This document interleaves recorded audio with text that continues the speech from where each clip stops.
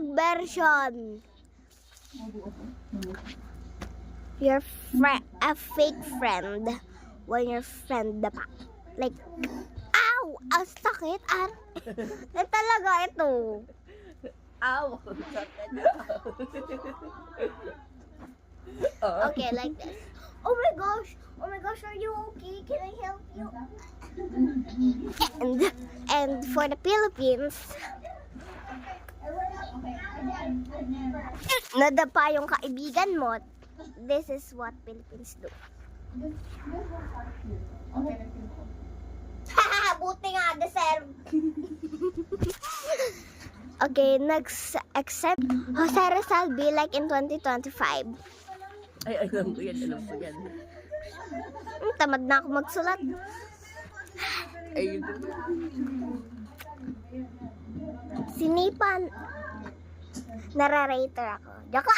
Oo, talaga. Yung mga sundalo, sinipa yung pinto. Hindi lang si Jose Rizal. Sabi ni Jose Rizal, 2025 version ah. Where are we going, baby? Exena 3. Exena 3. Andres Bonifacio.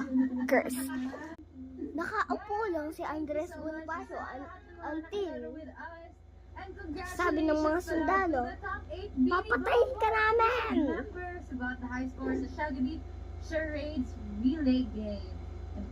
Kapangit-pangit mo, mukha kayong unggoy. Kayo papatayin ko eh. There's one more. Hinila ng mga sundalo si Andres Bonifacio at sinabi ni Andres Bonifacio are we going to Starbucks? That's all. Thank you guys for watching. Want more? I'm so tired. I'm so tamad.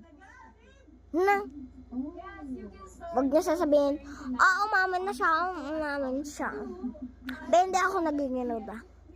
Papatawan lang ako. This too at 7 p.m. Bakit na ng buhok ko?